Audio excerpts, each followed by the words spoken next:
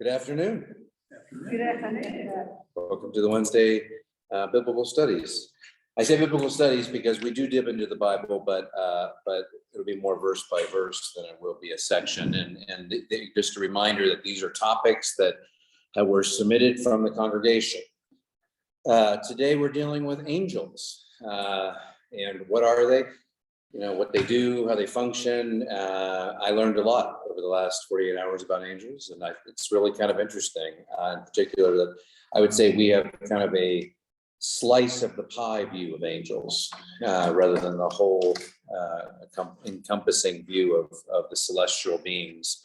I do want to look at a few passages, but I do want to say that one, we are not going to get into Satan today, other than placing him in the order of where he is within the celestial beings. And there are different theories around where he fits, but the notion of Satan and the fallen angels are something that requires its own study. Just because we can do that. In fact, I haven't printed the bulletin. Next week I selected, maybe if you want, we can continue on with Satan and demons next week. I had selected in the bulletin, I haven't printed it yet though. It was going to be do animals go, what are the role of animals in the afterlife? So, i.e., do animals go, do dogs go to heaven? All dogs. Absolutely. What's the answer? And the cats too. Yeah. And the short answer of that, if you want to really quick, is no. But will they be in heaven? I would say yes. But I know. But it's a really interesting topic, just the animals and their relationship to creation and the world, and how they were designed, how we changed our relationships with them, and theories on what they'll be in the afterlife. So we can decide at the end. Let me know if you want to carry on with Satan as an angelic being and what happened with the demons. We can carry on with that, or we can skip it. The other thing I want to say is that in order to address angelology, the study of angels, you really have to sort of actually, let's start. We should pray before we start. Let's just pause for a second. Heavenly Father, we thank you for this day. We thank you for the beauty that surrounds us, even in the overcast weather, that we get to bask in your creation. Today, Father, as we look at the topic of angels, we ask that you might open our eyes and our spirits and our understanding, that we would see the fullness of the world that is in existence, not just that which is in front of us. That you might open our minds, that you might allow your spirit to guide ours, and that you would allow your spirit to direct us and confirm with us your word and the testimony of this majestic world that we live in. We pray these things in your Son's name. Amen. I think it requires a larger cosmology, and the term cosmology is not something we use in everyday life. I deal with it a lot in Christian formation, because I believe that the cosmology, or the view of how the cosmos, the world, the universe, all of that fits together, is something that we don't intentionally teach our children, but something we pass down through patterns of thought and expressions and the culture that we live in. And angels, at one time in the history of the church, and if you go even all the way back to Israel, and then we're going to look at some of those passages where angels, or the angel of God, or these sort of angelic beings, this was part of the cosmos for everyone. So they would look up into the skies and they would see the stars, or they would see the Milky Way, because they didn't have light pollution and atmospheric pollution. But they would look into the stars, and I mean, kind of like what we have here. I think that we have a much more cleaner view of the cosmos outside of this world, the universe, the space than a lot do. And for centuries, for millennia, this umbrella, this canopy that existed above us, guided so much of the understanding of people. Moons help them understand agricultural cycles and the seasons, and they timed those moon. And so there's this whole, and so one of my favorite quotes, one of my favorite sociologists or social theorists, his name is Peter Berger, and I'm sure I wrote down the quote, but it's something to the effect of a sky or a sky empty of angels leaves room for the intervention of astronomers. In other words, when we stopped looking into the cosmos and seeing angels and mystical beings and mystery, and we started saying, no, the sun is a spherical gas of energy and light that we rotate. When we started to figure some of these out, we lost some of the sentiments that allowed an understanding of angels in the celestial world to exist. If you want to pinpoint that in history, it goes back to about the time of the Enlightenment and the Reformation. And again, this could be an issue of education or an issue of awareness, but up to the point of the Reformation, you had a largely non-literate Western society, and they had their cosmology mediated through the church, because for 1300 years, Christendom ruled the Western sort of culture, or the Holy Roman Empire. And so what the church said was the cosmos is what people just believed. And so there was some, and that was largely drawn from the scriptures. So up to the 16th century, when you looked in the sky, when you saw things happen, when you were saved from sudden death, when you felt the presence of something, those things weren't chalked up as emotions or coincidence or happenstance. They were looked at directly as a part of the cosmology of the world. These angels that are there, or not just angels, but these celestial beings that exist out there. And then in the Enlightenment, we started saying, I think therefore I am, was rational. We started to wrestle with some of and as from pretty much what the beginning of the modern era starts around the 1750s, and is arguably carried on to about the 1950s, where we entered into a stage what we call post-modernity. But that modern period was defined by science. And what that did in the Western world was take the mystical, celestial cosmology out of our understanding of the world. So when you look up in the skies, you see stars, and somewhere in your head, they're balls of gas, or they're planets, or there's something out there, and they're still beautiful. And I don't think that knowledge of that detracts or it takes anything away from who God is. I think in many ways, I don't know if any of you've seen on Facebook some of the pictures that are coming from the new telescope. Holy cow. It's blowing my mind, and that just shows how limited, again, we understand things, and we are already limited. But then when you take the amount of things that we have limited them to, and even our talk of angels, as we'll talk about here shortly, angels are one order of 9, at least within the Christian and the Protestant Christian world. Catholics order them a little bit differently.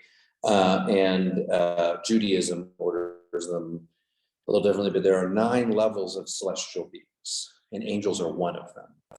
So even in the realm of angelology, our language is really limited to this one slice of this angel pie, and the notion of the celestial beings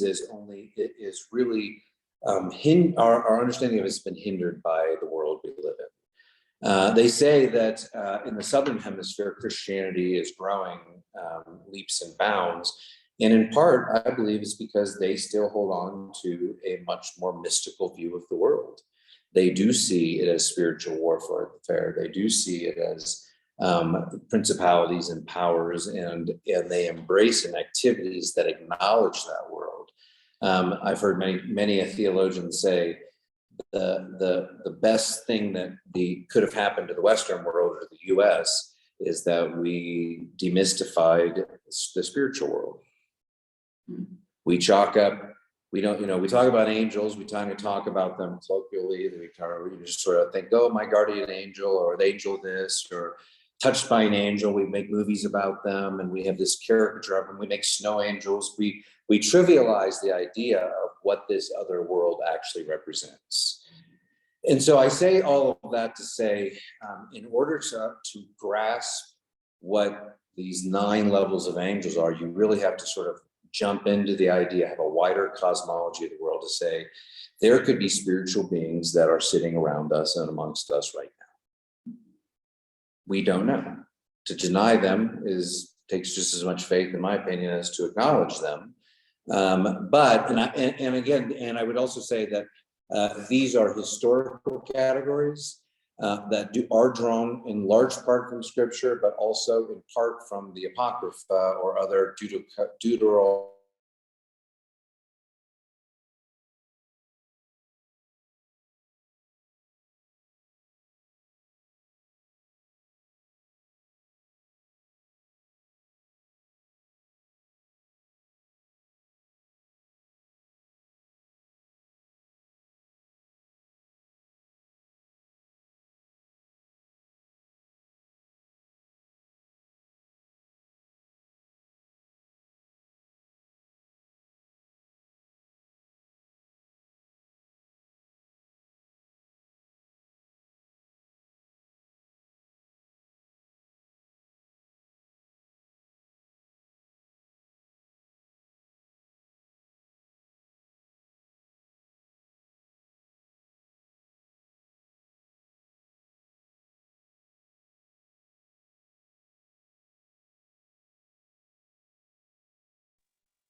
That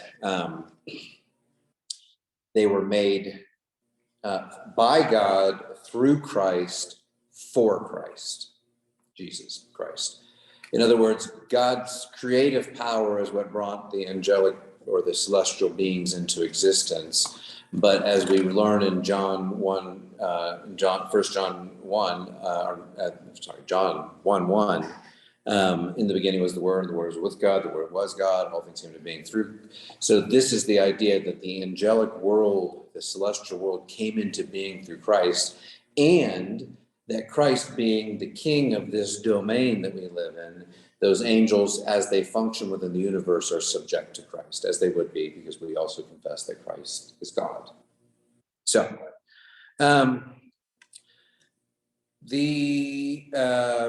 do I want to talk about?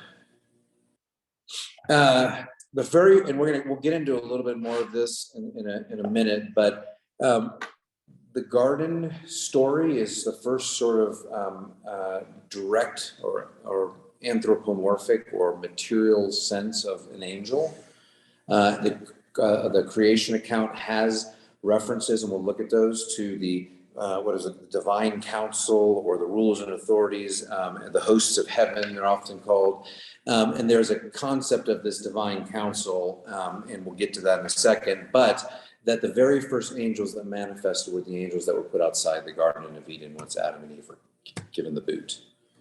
And they were there to protect the garden and we'll get into their role within the hierarchy.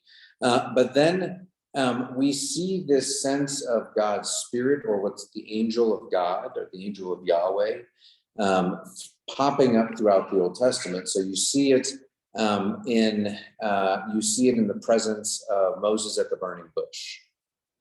And so and the angel of God appears, and then God's figure appears. And we hold in Scripture that no one can really lay their eyes on God. No one can be in the presence of God. No one can see God. So the angel of God is almost the early manifestation of who God is in a form that this world can handle. And that's for Moses what the burning bush was. We then see much later the Spirit of God then incarnated in actual flesh and blood in Christ. And this, for the first few centuries of the church, was an important doctrine, because they didn't want Christ to be looked at as an angelic or not real human being. They didn't want Christ to be the representation of God in this earth in the same way the burning bush was. So there is a sense of God's presence being manifested through the celestial world.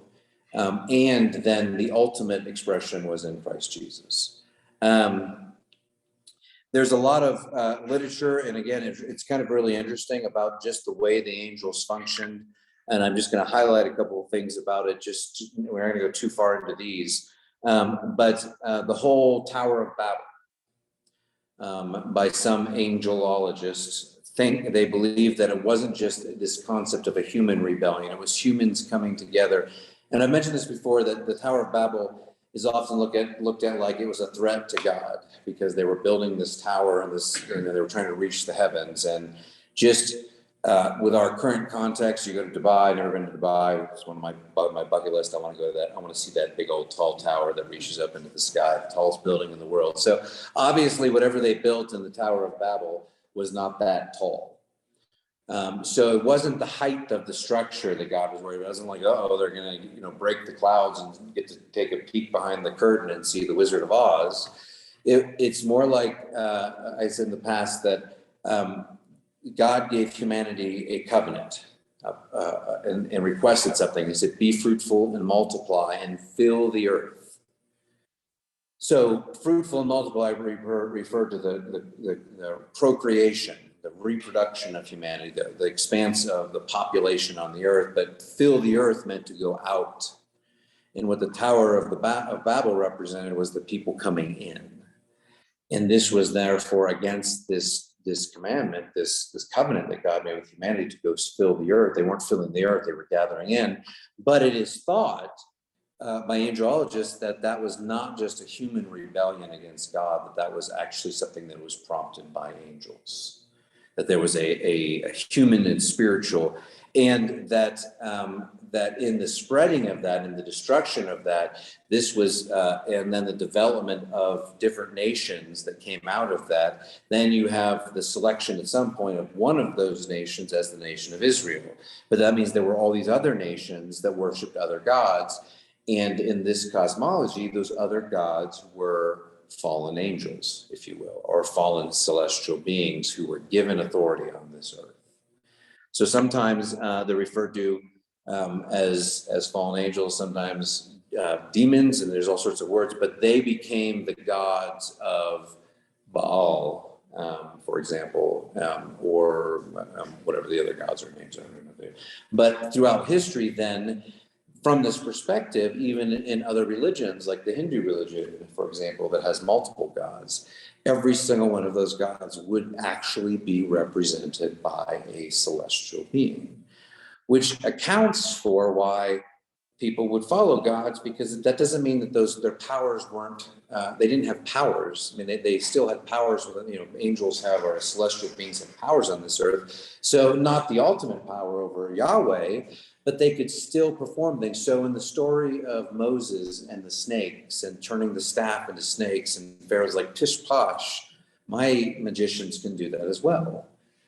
There's the idea that that means that there was a fallen angel or fallen celestial being, a rebellious celestial being, controlling the world in that way, controlling the elements of creation in that way.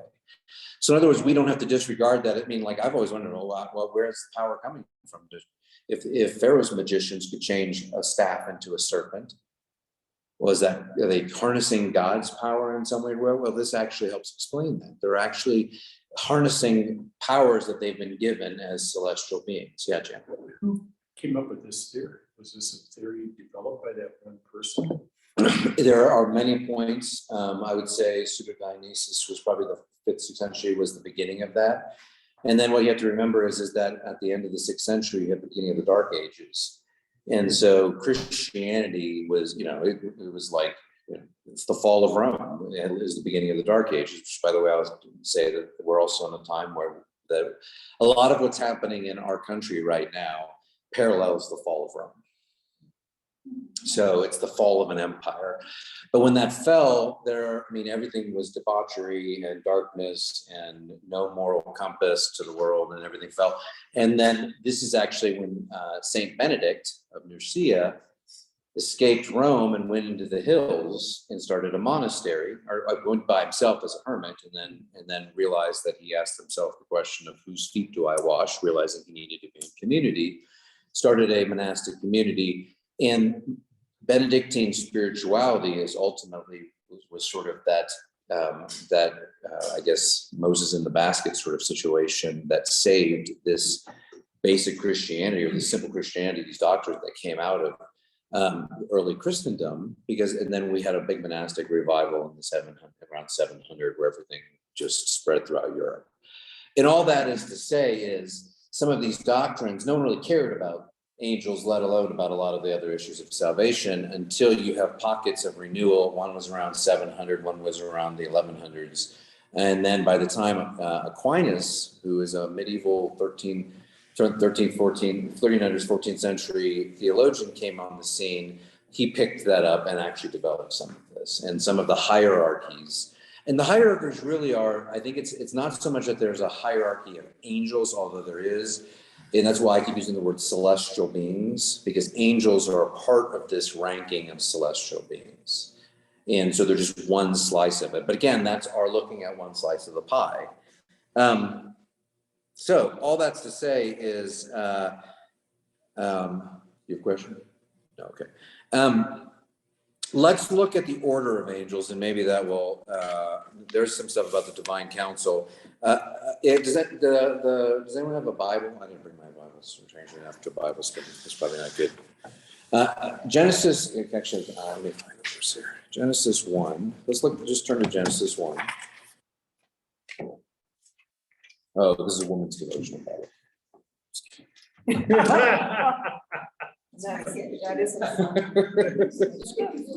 It may say things that I don't get. Yeah, you're in trouble. Me? I'm getting myself in hot water. Yeah. So in the beginning, God created the heavens and the earth was formless and empty. Darkness was over the surface of the deep, and the Spirit was hovering over the waters. God said, "Let there be light," and there was light. God saw the light was good, and he separated light from darkness. Now, for some, that statement that God separated light from darkness, again, as we talked about last week, is the beginning of good and evil, and it represents the narrative, if we look at it next week or at some point, Satan, and the ability for someone to choose against God is the representation of the darkness that exists outside of that. If in a literal more interpretation, people would say it means like the sun and the moon, but again, that wasn't a created or part of the created order till the third day. God said, "Let there be an expanse between the waters to separate the waters," yada yada yada. Where it comes down to.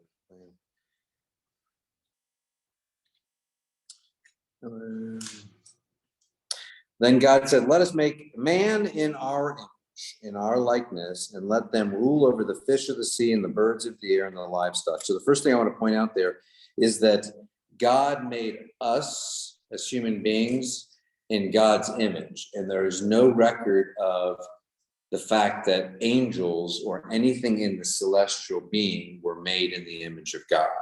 So I want to point out there before we get into the hierarchy of it is that there is a tension between and both, not really as much in the Bible, because I think the Bible does portray angels when the angels are more visibly notable in a more prominent position than humans. But there is in the history of interpretation, there's a tension between humans and angels because we were made in God's image and they were not.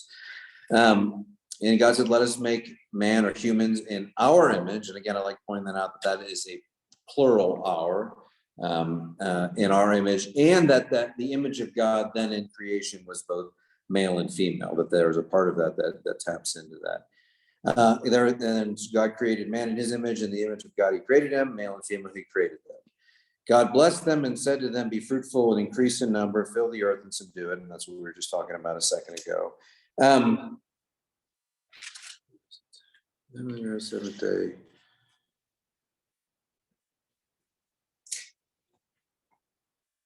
I didn't write down the reference. There's a reference to the celestial host. I'm going to have to come back to that here in a second. Let me just give me 1 second to find it.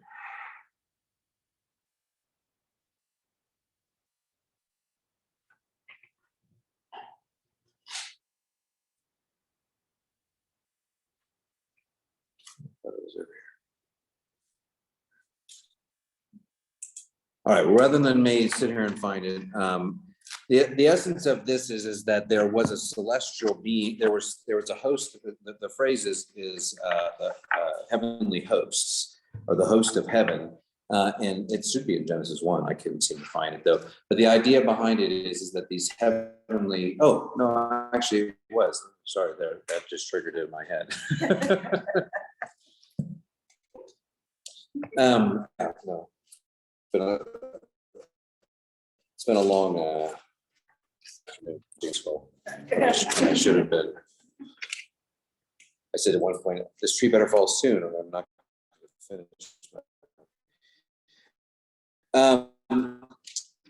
When it says, let there be the light, 1:14, and let there be the lights of expanse of the sky separating day from night, and let them serve as signs to mark the seasons and days and years. So this is the intent of those being marking symbols, and let them be lights in the expanse of the sky to give light to the earth. And so it was so God made two greater lights, the greater light to govern the day and the lesser light to govern the night. He also made the stars. God set them in the expanse of the sky to give light to the earth, to govern the day and the night, and to separate light from darkness. And God saw that it was good, and there was evening and morning the fourth day. And what I want to read that for is that in the world of angelology, those sun and moon are not balls of gas and light, they are celestial beings. So in other words, this is why I said you got to stretch your mind a little. When you look up at the sun, an argument from an angelological perspective would be that that is a celestial being that has been put into place and has a specific purpose, and that purpose is to shed light on us. So it is not a ball of fire, or maybe it is a ball of fire in some sort of physical way, but that God has placed these beings in this earth. And as we get into the different tiers, it'll make a lot more sense of how they all fall into line with one another. So so from the very beginning, the first mention of angels was not till they kicked out of the garden, but the first mention of celestial beings is in the idea that the sun and the moon and the stars and these things up there are actually beings, that they're not just material makeup of the world, that there is a living, breathing, glorifying spirit of some sort, energy that is in each of those planets or balls of fire that exist. And honestly, that's a little bit of a stretch for me. I'm gonna just own that. I'll look at this tomorrow. I don't think that I'll look at it as an angel or something in the realm of the celestial world, but that is what the argument is that in a full or a robust understanding of the celestial world, even the sun and the moon fall into that category. Okay. Well, let's go through the different categories of where they find, and I'll throw out a couple verses. So if you have your Bible, you can look them up. And so they divide into three spheres or hierarchies, or what are they? Or triads. And then within each of the three are three more categories. So there are 9 total. And this is the Protestant version, so it may be different to Roman Catholic. Jim. So the first are seraphim. Now, I'm sure you've heard the word cherubim, seraphim, and it really probably doesn't mean much, as it does to most people. It's just some sort of angelic being.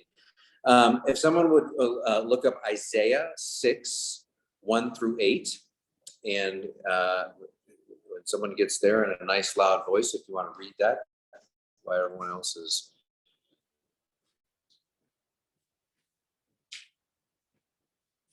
And this is the highest order of celestial beings.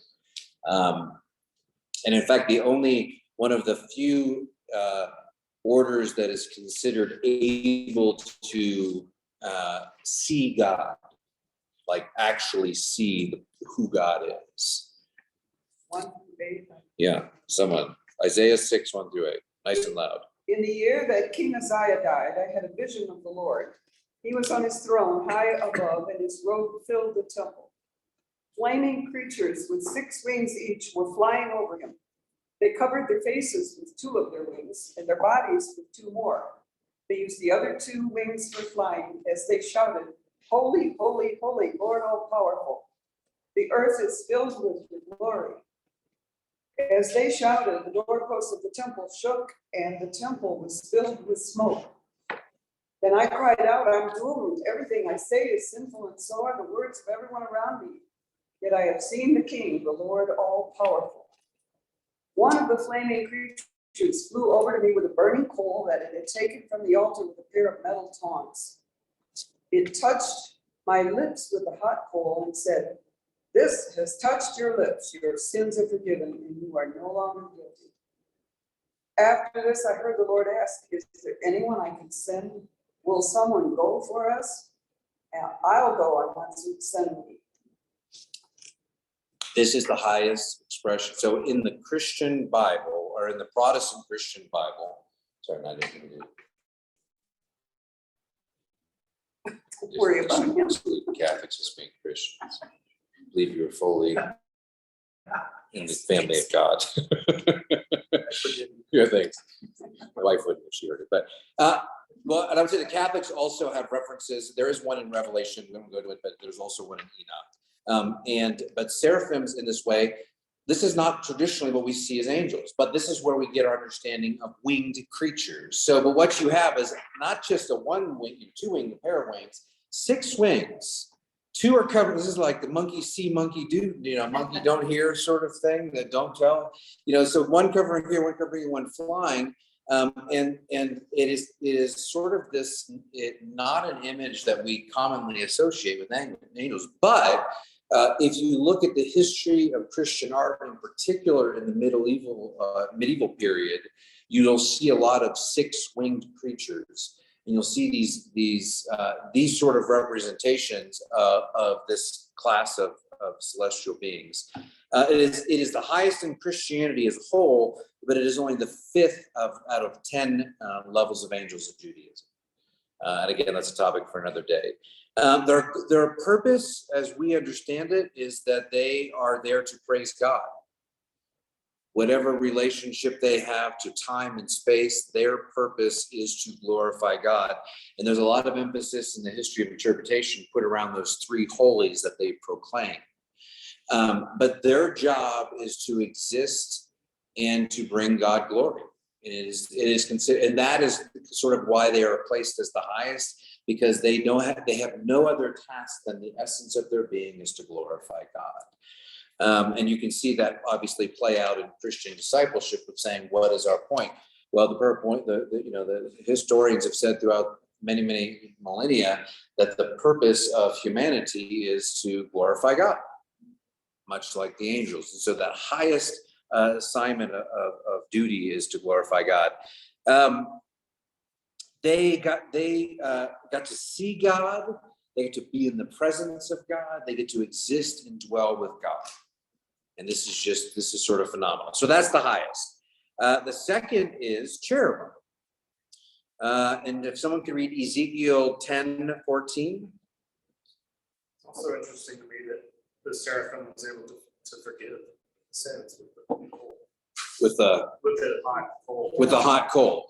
I also think it's interesting that the seraphim didn't need to, like, they still needed some tongs to pick up the hot coal. Like, I mean, if you're that high of a being, I always thought that was kind of strange. Like, when they like levitated over or something, like. So there means, and I think that's an important, the interesting thing, not only that they were able to, I wouldn't say, I don't know, I wouldn't go as far as to say they forgave the sins as much as they would be an agent of forgiveness, because saying that an angel could forgive sins would create all sort of, so I would have to go get a lighter and some matches. And we have to go out to the barbecue pit and tie you up or something. But that image of grabbing the coal and I don't, we could probably tease that out. I didn't really dig too much into the symbolism of that. But yes, I think that idea, though, that when you have that image that an angel with all this power and in the presence of God, and yet they couldn't they had to grab hot coal with tongs. But again, it's a vision. But, okay, someone, Ezekiel 10:14. Anyone bold enough to read out loud? It's one of those minor prophet books that no one can find when they need to. Ezekiel 10:14. Yeah, nice and loud. Each of the cherubim had 4 faces. One face was that of a cherub. the second, the face of a man, the third, the face of a lion, and the fourth, the face of an eagle. So you have this image of a cherubim. It has two wings, two sets of wings. So the lost, they don't have 6 of them going on, or 2 pairs of wings, so 4 total. 4 faces, and some translations you may have it say lion. Does anyone have a lion? Yeah. The lion, the ox, the eagle, and the human. The lion is meant to represent all of the wild beasts of the world. The ox is meant to represent all of the domestic beasts of the world. The eagle is meant to represent the birds of the air, and the human face is meant to represent humanity as a human race. They are considered hybrid creatures, which I just think we don't tap into enough in our art, but in present day times, but in biblical times and in medieval times, this idea of the cherubim, they were hybrid creatures, and they were often these animals with wings, not human figures with wings, but animals with wings. So it's what sits on top of the Ark of the Covenant. In that sense of, if you've seen Indiana Jones and you have the eagles that are like this, or whatever they are, a lion with wings and things. And they are considered the protectors of heavenly realm. And where we get that is from they were the angelic beings or the celestial beings that were placed outside the Garden of Eden. And for Jews in particular, Paradise Garden represents God's heaven coming down to earth. And this is sort of a foreshadowing for the new heaven and the earth, where it says that, the God's city will come down. And so this sort of porthole. And so the Paradise Garden was meant to represent this idea of a slice of heaven existing on earth. And they couldn't go back into this heavenly realm on earth. And so these cherubim were set out in front of it. They are often in the history of art represented by a boy or a baby, big fat baby. So it's and why there are lots of theories as to why that is the case. But the character in terms of history is called Puto, Putto, and it is inspired from the notion of Eros or Cupid within the Greek mythology of gods. Eros was the god of love, or the god, and that idea came into this sort of Cupid shooting the arrow. And you have a little fat baby, and maybe morphed eventually into a Christian art. But more angels are represented in Christian art history as these little fat, or chubby little boys, as they are more than anything else. Although there's no sort of, there's nothing that we have in scripture that would indicate that they would look like that. It's kind of like when you think of Buddha. If I say Buddha, what do you think of? Fat guy, bald head, all green, large belly, naked belly, yeah, big belly sticking out with a big belly button. If you actually look at the historical Buddha, he was a very tall, slender man, and it looks nothing like the garden variety Buddha. And so again, this is another deity that we don't acknowledge as being a true deity, but could be a fallen angel or a fallen celestial being that is embodying this sort of character of Buddha. We don't know, but Buddha was a very slender man. Think of it like, but yet our cultural interpretation of it has nothing to do with who he was. In the same way, our cultural impression of angels should not define or shape our understanding of angels in any way. And it actually is more damaging. And I know that's sad because angels are cute, and you have a Cupid angel, and we like to go lay in the snow and make our snow angels, and then there's lots of cutesiness around it. But the angels have specific purposes, and so the purpose of Aquinas in the Middle Ages said that Satan came from this class of angels, or this tier of angels, that he was a fallen cherub. Their job is as protectors. And there is belief that the reason no one has found the Garden of Eden, if it still exists on this earth, is because there are cherub protecting it, and anyone who comes close to it just can't, for whatever reason, can't process it or can't find it, or maybe is misled in some other direction. But that if there is still a Garden of Eden on this earth, and some people do purport that or believe that there is, that these cherubim are the ones who are keeping us out of it. The third, and this is the highest sphere of Is angels. that where the word cherub comes from? Not, you mean, From cherubim? Yeah, Cherub yes. we think of as cute little baby. yes, that's like a short, petite version of a miniature version of an angel. Whereas these things are more like oxen and with lions with wings, and that would be more of the animal figure. And they're meant to represent, and they're meant to be made up. And again, this is an interpretation thing, because we read the word of God and we get these things that are taking imagery that is for us, that we understand, and constructing images of the angelic world. So that's the other thing that we have to realize, is even in our description, God condescends to us to use the material world to help us understand the celestial world, which is probably faulty in some way or the other. The third, and I think what the most challenging one for me is actually they call them thrones, or some call them Ophanim or Ophanim. And if someone could look up Colossians 1:16. But you carried Colossians 1:16. Perry, if you could look up Daniel 7:9. And who else has got a Bible here who wants to look up something? Anyone? Go ahead, Glenda. Isaiah 33:7. Is And that TH? thrones, like Isaiah. Isaiah 33:7. And I'll call you on in a second to have you respond to those. The Hebrew word Elohim means thrones. It has been translated as thrones, but it actually in Hebrew is more akin to the valiant ones or heroes or warriors. There's relationship between the words. In other words, thrones gives us this image of a throne, and there are good reasons for that. But in Hebrew, valiant ones or heroes are this idea of someone that overcomes.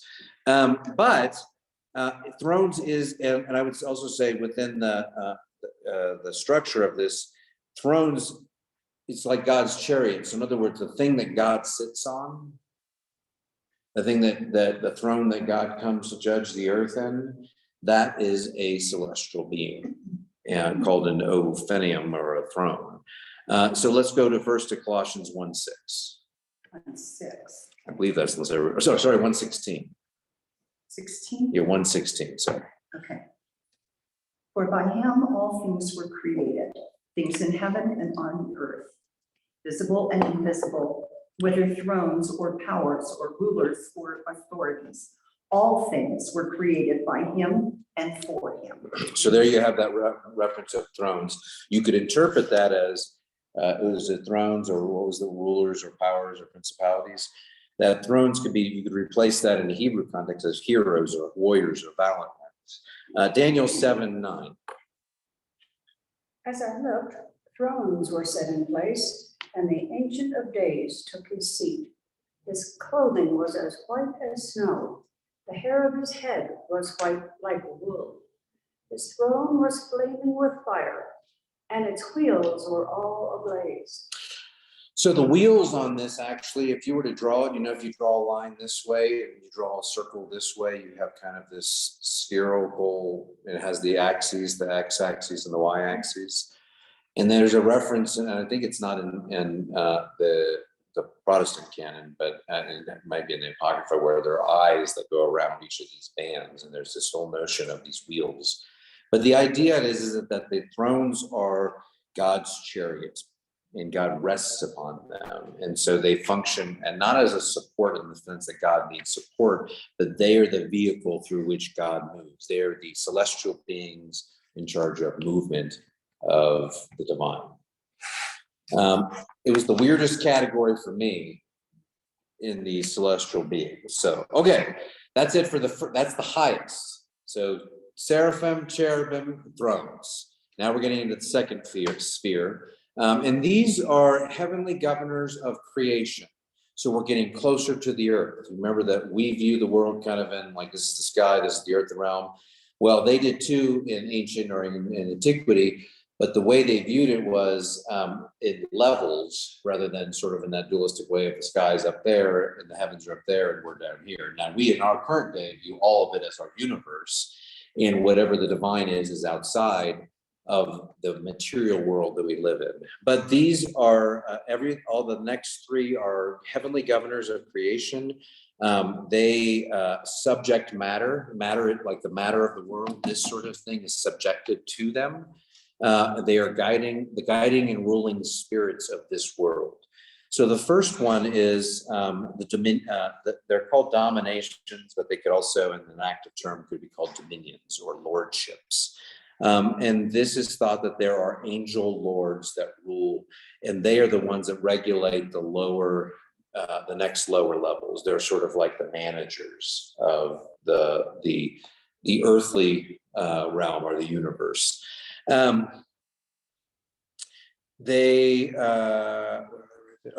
they are not understood as being manifest, although they are in this material world and have control over the material world to some extent.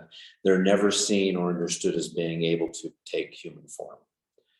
The next is, and again, this is another one that I kind of was like, that virtues. And it doesn't really relate to our understanding of the English word of virtues, but they're angelic beings that control, or celestial beings that control the elements. They are the spirit of motion in the world that govern nature and assist in miracles. So, if you've ever heard a story of like something crazy happening in the world, where a tree that was falling split the difference between two trees. I don't know if that was the wind or if that was an angel that didn't cause that to knock anything down. But theoretically, they would be the ones, these virtues would be the ones that could control the world. So when Jesus calls upon and commands the storm to stop and the waters and the winds and everything became still, he was controlling or speaking to the virtues that control the world. So now you start to see the relationship that between the celestial world and the present world. And remember, all of these angels, all of these celestial beings were created for Christ. They are subject to Christ. So that they are the ones who could have changed bread, bread into or stone into bread, or jumping off a cliff and not dying, or something like that. Those are defying the law.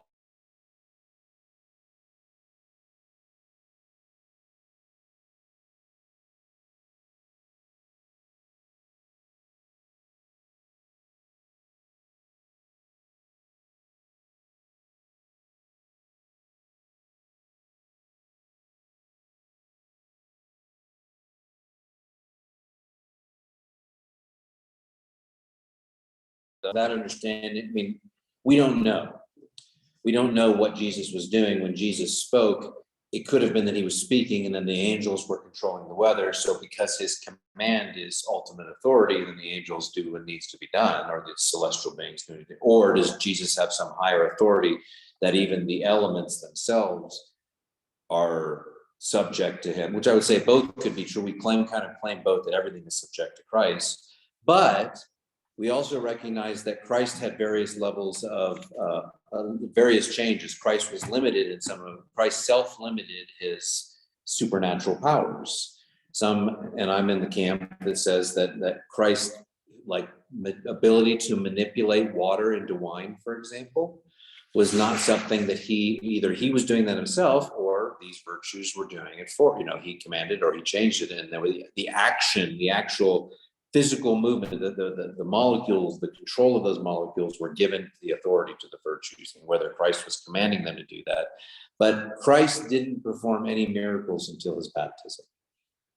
And then he goes off in the desert, and then he's tempted to use these new powers. This is there's a lot of people who agree with me, it's kind of the sort of origin story. If Christ had superpowers before he was baptized, then why didn't he use them? Why is there no record? There's no record of it. There's, if you saw someone levitating something or healing someone or changing water into something, you think that would be a story that would spread because they would be like, this kid has some powers. So we have no record of Jesus doing it. We have a record of Jesus's spiritual awareness of who he was, but no physical miracles were taking place. So the miracles they're the virtues are the one that assist those miracles in happening. And I can't speak to the relationship between Christ and this celestial class of celestial beings, other than Christ had control over the elements of this world. But you have to ask yourself, what would make water turn into the juice of the grape in a fermented way that everyone would just love and adore? Like, what would make that happen? So that's my snooze on our camera up here just went, and now it'll keep ringing every minute until I tell it to stop. Snooze 2 hours. So does that make sense? So the virtues are actually a pretty significant class of celestial or angelic beings. The 6th is powers or authorities. And these are angels or celestial beings who have powers over evil forces. So again, I'm not saying that Christ didn't have power over those, but the relationship between those evil forces, in terms of when the scripture says, rebuke Satan and he will flee from you, or resist the devil and he'll flee from you. The idea behind that is that there are powers and authorities that are within this world that are keeping things at bay. Is that coming through? That's good, right? So the evil forces that seek to corrupt the world and that seek to oppress and seek to bring oppression over cities. Like, for example, when I went down to the reservation in February to Sholo, and I was watching, and I said there was such a heavy spiritual oppression that was happening, and that would be these powers or authorities, this class of angelic or celestial beings that would be the oppressive spirit that exists in an area or a region. Okay, now we're going to get down to the ground of the nitty gritty, where the angels actually are not amorphous, but they actually begin to take human form and actually intersect.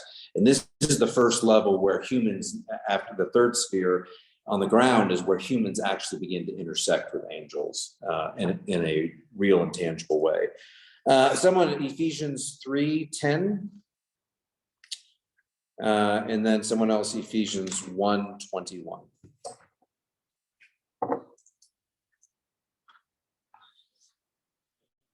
Those are wrong.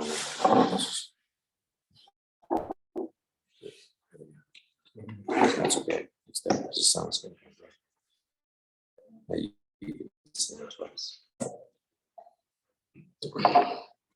Okay, someone else. 3:10. Anyone got it? Ephesians 3:10.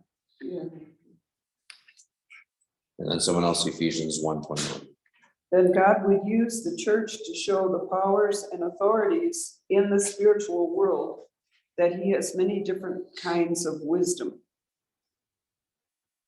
Okay, and Ephesians 1, someone else.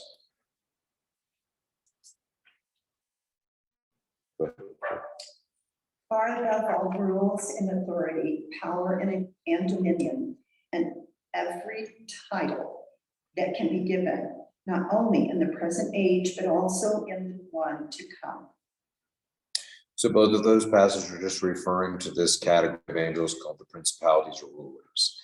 And these are angels that seek to protect and guide nations. I don't see it. What? I mean, I'm just it telling says you. wisdom. Yeah, And it just, I'm that's what they're just saying. telling you what they're saying. I'm not saying Okay. you have to buy into all the tiers of angels. I'm not sure if I do. Okay. And that's why I use celestial beings, because they all participate in the function of the world. And that's like seeing a sun as a celestial being that actually is living is a kind of a stretch for me. But that's why I said we have to be open to a different cosmology, because for some that was normative. Like this is what they saw it as. We don't, because science has changed our understanding and view of things. But that doesn't mean that they still don't exist in that spiritual realm. We just have dismissed it. I was starting to say that earlier. That's one of the things about the Western world that sort of apologists will say that Satan isn't worried about the Western world. We set up our idols of materialism and wealth and power and has let it go. And they're worried and they're fighting the spiritual battles in the Southern hemisphere because they actually acknowledge the spiritual world and they're doing warfare against the spiritual world. We're not. Like, I mean, we barely mention the spirit half the time in the mainline church. We mention it in a cursory way, but not necessarily. Growing up in a Pentecostal tradition, it was the spirit was moving everywhere, and the acknowledgement of the spirit world was very real. I mean, I remember someone telling me that he went to. I did my seminary work at Princeton, and as I was going there, he told me, he said, I wouldn't go to this church, and it was downtown Princeton.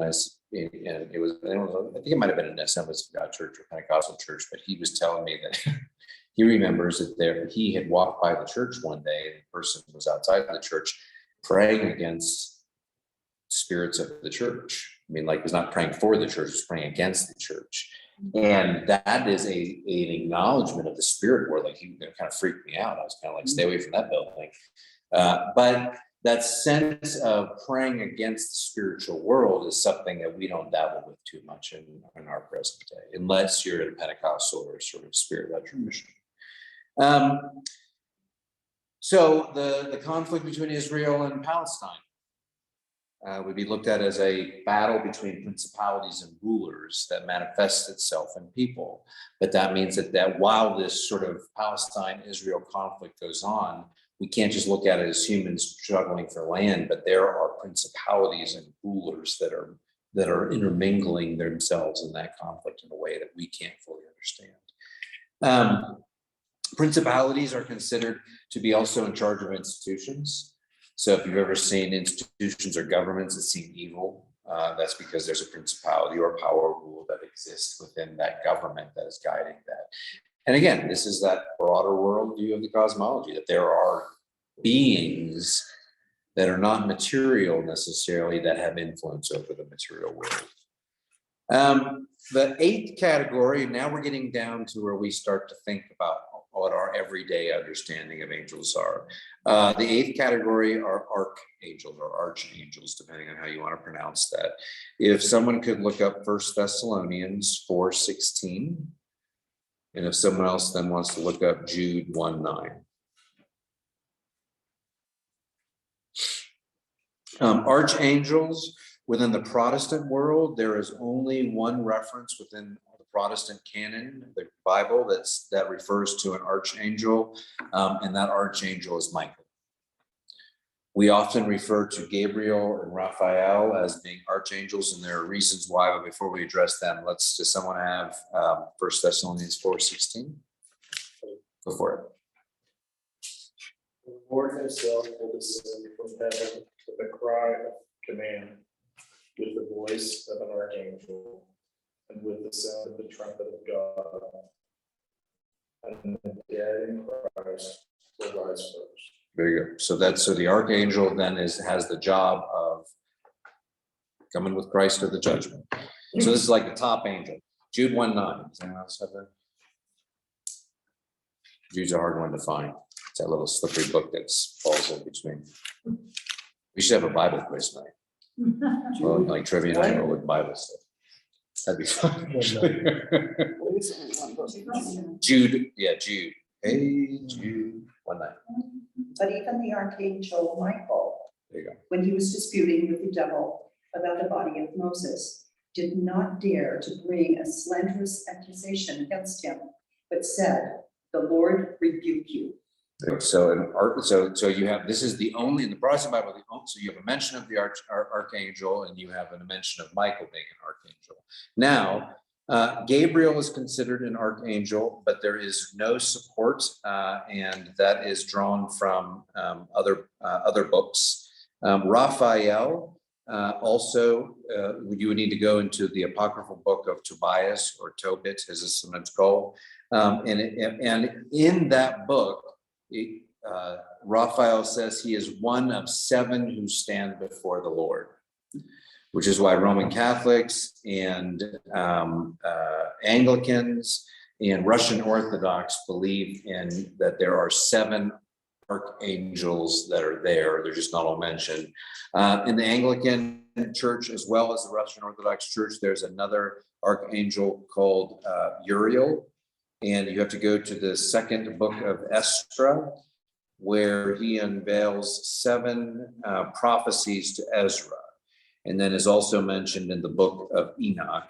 But interestingly enough, Roman Catholics don't recognize Uriel. So there's a lot of, but so the idea that there are 7 archangels comes from, again, the apocryphal books. So Protestants don't typically recognize them, but in common folklore, the 3 that are most commonly understood as archangels, and they would have included in this scheme, Gabriel, Raphael, but Michael is really the angel.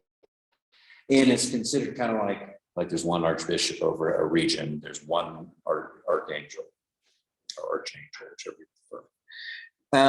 Michael is considered the kind of in a category of protector of Israel. Although if you go back and you would look at the the rulers, the principalities and rulers, and they were in charge of institutions, Michael is still considered by many to be archangel nation of Israel.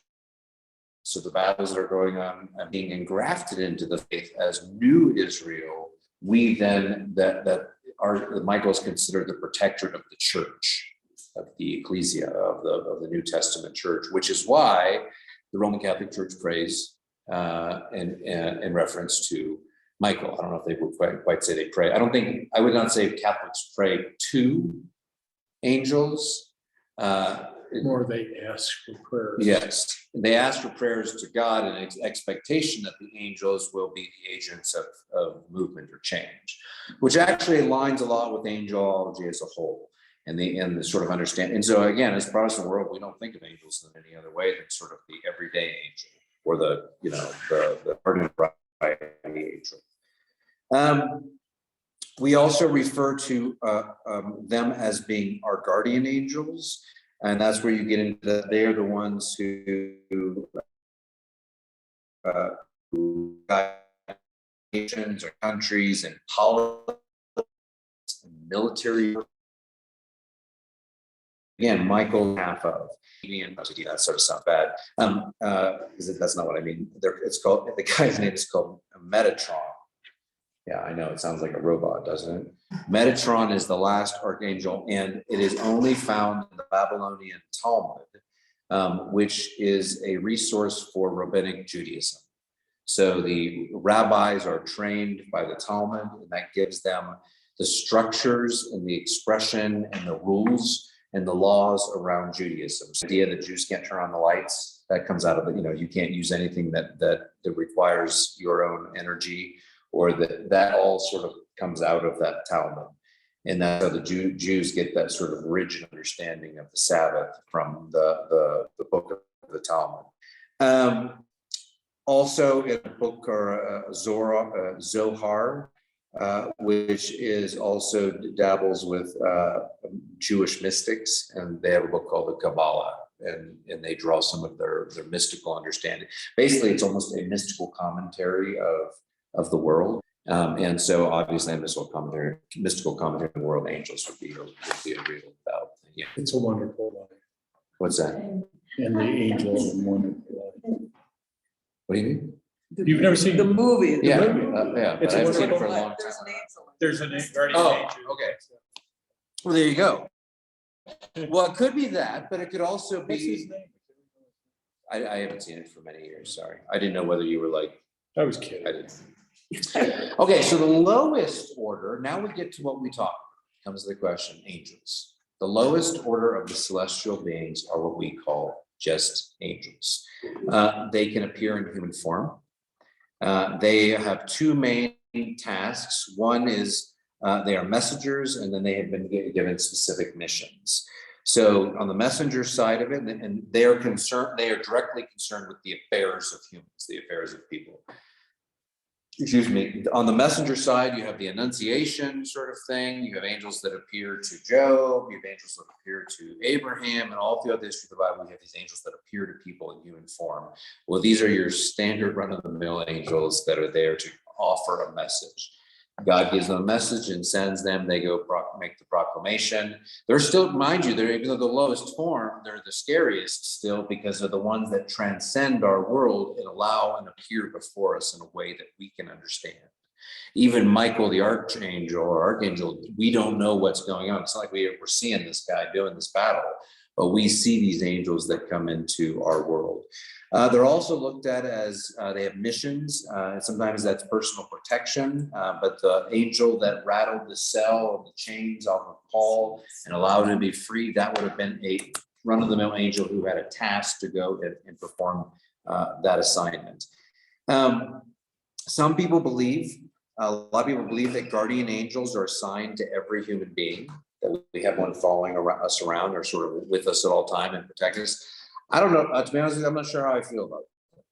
I mean, I don't want to deny it, but I also don't want to necessarily say, not that there aren't angels, not that there aren't times in my life that I felt like I had a guardian angel. You know, maybe those near misses on automobile accidents, maybe there is an angel there. I don't know. I mean, like, how do we know this? There's not really a way to, so I don't necessarily, as long as I think we understand it as God's provision being enacted through an angel or an agent of an angelic being, we're okay. The minute we start to sort of credit that being itself as being our personal chum, I think that's sort of, and honestly, that's something that came out probably in the last, I mean, the emphasis on guardian angels in particular came out probably as it's kind of in the same vein as Jesus died for me because I'm so special. Well, no, Jesus did not die for you as an individual. He would have if you were the only person on the face of the earth, but Jesus died for humanity, not for us as individuals. It's kind of like we want to make Jesus our personal buddy. I don't know if you've seen the movie Dogma, Matt Damon and Ben Affleck. No, it's really inappropriate.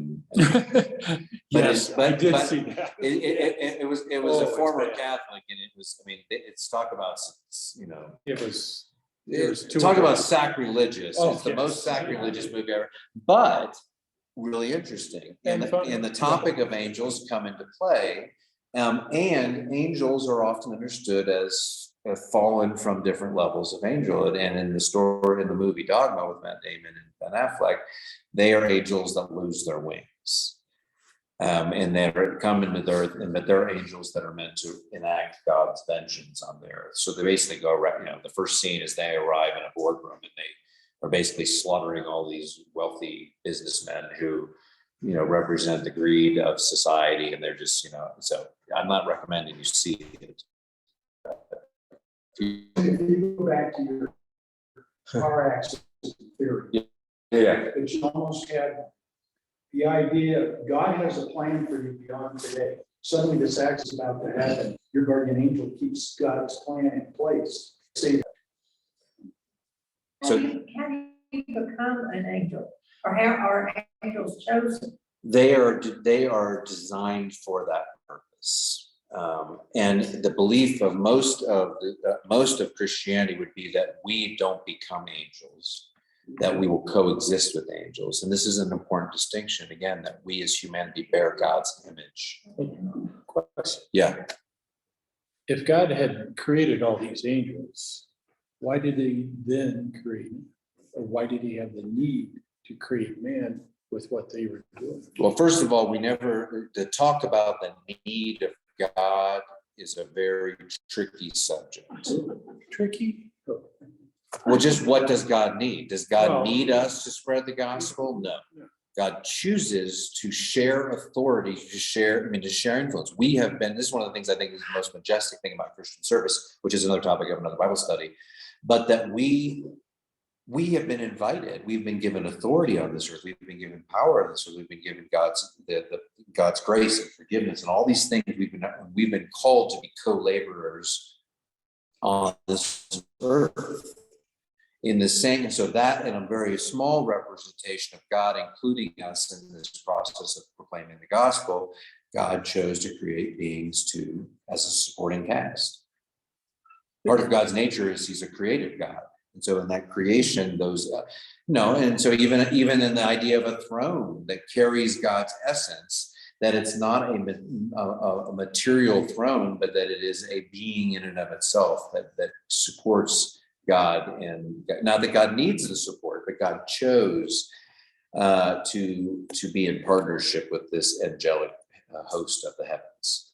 But also did he create humans because he wanted creatures in his image and likeness? Yes. It's because he could have a different kind of communion with them.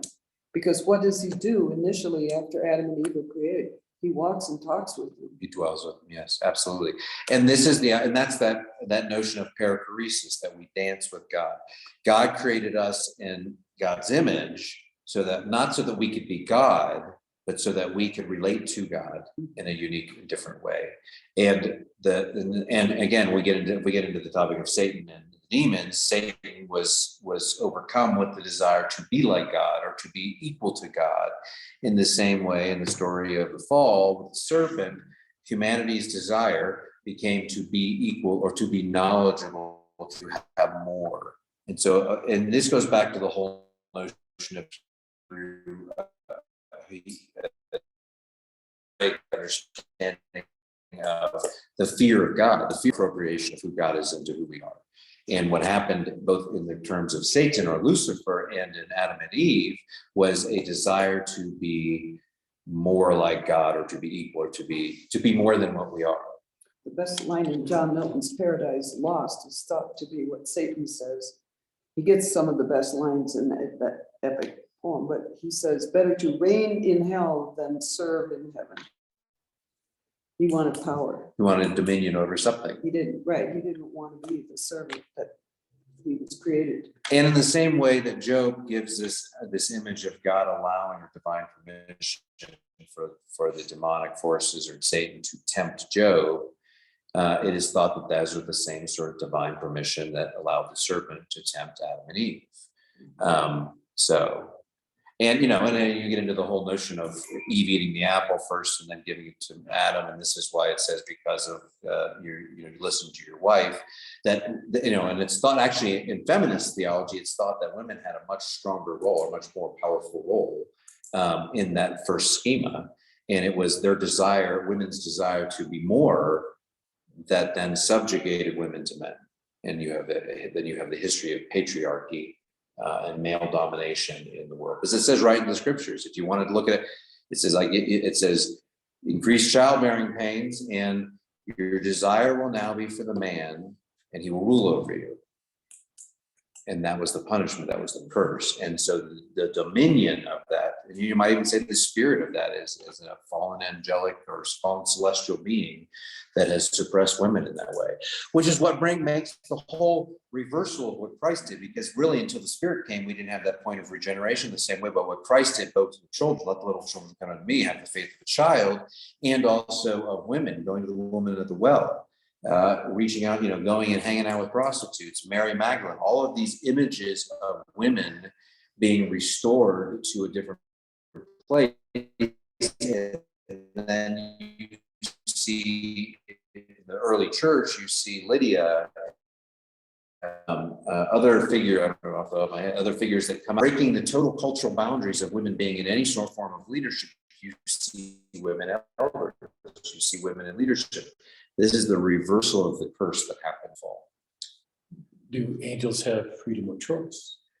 Because if Satan rebelled accordingly, he wanted power, then he had freedom of choice. Yes, there is some, and at what level within this schema of 9 that choice becomes a part of it. For some, Satan was not part of, like we often say Satan was the most beautiful and most perfect or the greatest angel. Well, in that category, still at a lower level of what, and I don't say lower in the sense of value or power, but lower in the sense of the cosmology. You have the realm up here and it moves down closer to the earth, and angels that have control of the realm of this earth. So like Aquinas said that Satan was cherubim. Some other people feel like Satan was a dominion or power. We don't know where Satan was the structure. I'll dig into that if you want to do that next week. But I mean, Beelzebub, Azazel are 2 cherubim that Aquinas said fell along with Satan. And so that there was a whole host of angels that rebelled in this giant rebellion, and Satan is the. If they got up to that level, cherubim or seraphim, how could they fall? I don't think it's a matter of getting to, it's a matter of created to be. And so on that cherubim, I mean, how did they fall down? Yeah, that's the theory of free will amongst the celestial beings that Jim's referring to. What level did they have free will? We don't know. Obviously, some free will was present, because if Satan could rebel against God, there was some aspect of choice or agency. And some say that our ability to choose and have agency is also ultimately an expression of God's love for us, that a being in and of itself has choice. But in the same way that there was division that the fallen angels then, and I don't know if angels continue to fall or if celestial beings continue to fall, but there was a rift at one point where there were some that were cast out. And with that casting out of evil, it could very well be the situation that the heavenly realms were then left without that evil presence, in the same way for us in the new heaven and the new earth, that these dominions and powers and things that are the evil side that have now control and have power in this earth will no longer be present in that new heaven and earth. So us as human beings, still created and restored in the image of God, will not be subject to them because they won't exist in our realm. I don't understand how an angel could be in the presence of God and then still want power. That's me. Do you seek power in your life ever? Do I? Yeah. Oh, yes. Yes. So even in our fallen state, we still, in other words, we have, I think the capacity to desire power and influence is something that is inherent to us. I mean, that's what Cain and Abel were about. Power over this relationship between, your sacrifice was better than mine. Well, I'm going to exercise my power and take power away from you by taking your life. And so the very first thing that fall introduced was that pitted. And so prior to that, in an equal intent, is there was no desire for grabbing of power, but obviously some was given. Abuse in abusive relationships is always designated as power and control. Yeah. All this just really strikes me as I used to teach Native American literature. Mm-hmm. And they had this really well-developed cosmology. They had Absolutely. a whole mythology of celestial beings or spirit beings, whatever. And because they lived so close to the natural world, they were really, they would say the sun was a spirit. Yeah, absolutely. And the moon and all the things they saw around them. But they also would say they would go to those places to connect with the supernatural, Yeah. or this, I think, this kind of sense of God. They didn't worship those things. They would go there to be closer to that spirit of the supernatural. Well, because if you believe in the spirit world and you believe the spirit world has, not in a necessarily material physical presence, but has a presence, then yeah, there are places that they say, Black Mountain, North Carolina. Presbyterians have a huge conference center called Montreat. It's where Billy Graham lives. Every other major denomination also has a retreat center there. And what I was told by someone who's a geologist is there are certain spots around the globe that it's advice to people, and that retreat centers tend to be built around these centers, and the Black Mountain area is one of those centers. Now, in this schema of these celestial beings, it means that there are angelic or celestial beings that are causing the vibrations or maybe stimulating. I don't know how it all works, but that could be a agent of motion or movement or control in those areas. Again, I don't know. I'm just taking a stab at this like the rest of you. But yeah, in the sense of just their presence on this earth, it's there. So in my last example I'll give you, I think in terms, and it's just been more of a recent observation, there is no bingo tonight because every one thing in town was canceled. And what does that have to do with? Well, what has to do with that is I'm over the kidding. past 2 years that I've called bingo, I don't know, you might have heard this before, I have noticed that as I'm calling bingo, because I have this, broader view of it, there are pockets of people who win. Really? Yes. Oh, wow. Can It's you very- point them out so I can? If and actually in locations, this, like if I'm calling from the front, this area over here in the back right corner tend to win more. I'll remember that. And so my theory is this, that one, I think there are people who are lucky and there are people who aren't. We've all met them. You have someone in your life who no matter what they do, they just can't get a break. And there are people who are just live charm life and they throw the very last raffle ticket into it and let's first establish that premise that luck or some sense of this luck energy can actually manifest itself in a person, because some people are lucky and some people aren't. Some people are miserably unlucky. Well, what I don't think that these pockets of winners are because all the lucky people gather together and like, let's go hang out in this corner and win and clean out bingo. I think that there's a spirit of, and because what I've noticed is that, there are people who I watch win again and again and again. They just win. They won, and there are people who win early, the early or 6 o'clock game, and they come back to the 8 o'clock game with me and they win again. And it's weird, and people around them win.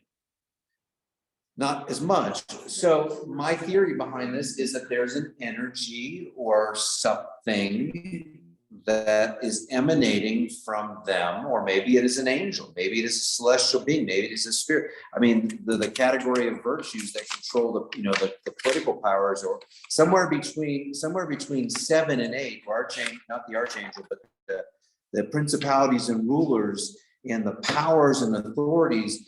Maybe, I don't know where it's at in that, but what I'm saying is that as an empirical observation, people win in pockets, and they win again and again. And I watch it all through the summer, the same people win. That can't just be coincidence. There has to be something in the spirit world that's generating a spirit of luck or gear. Does that mean they're flipping a little ball and pushing a ball up a little chute? Maybe, because I can't explain it otherwise. And I'm not ready to chalk it up as coincidence. Or even to put it on a better example. I was called into ministry when I was 14.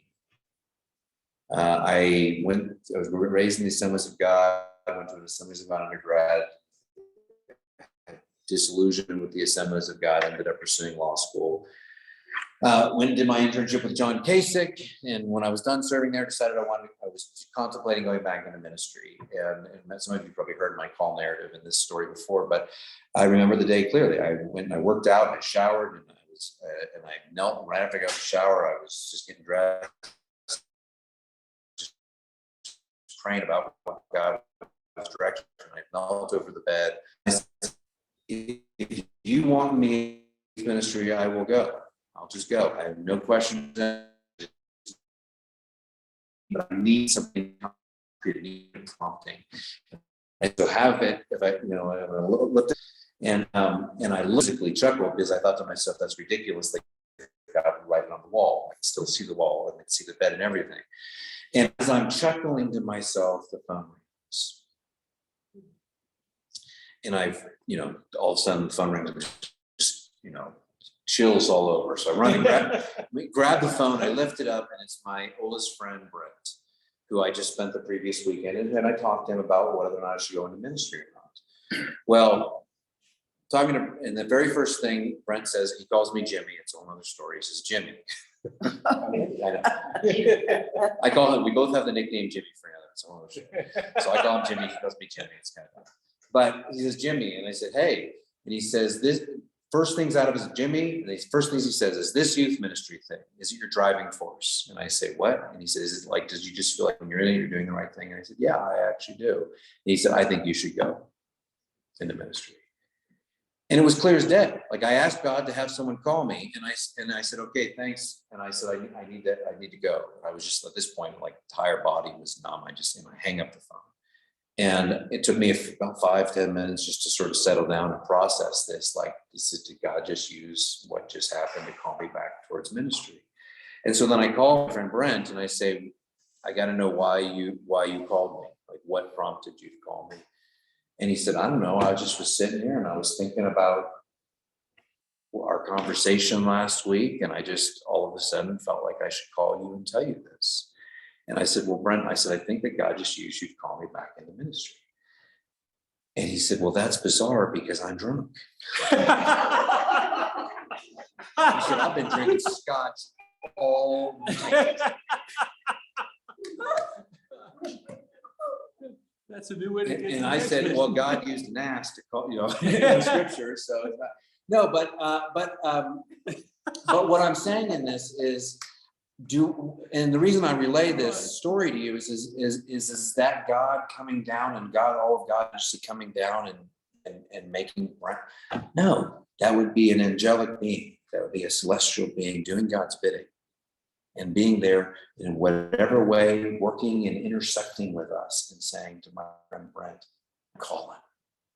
Prompting that image, prompting that, and then cause that. So yes, do I believe in angels? Do I believe in spirit beings? Absolutely. I think they're surrounding us. I think they operate all around us, and I don't understand them. I don't know how they work, but I know that they're there, which is why I don't watch scary movies, why I don't dabble with Ouija boards, because I think anything in that realm taps into a world that I am not prepared or ready to deal with. And I think that we as Christians ought to guard ourselves against that.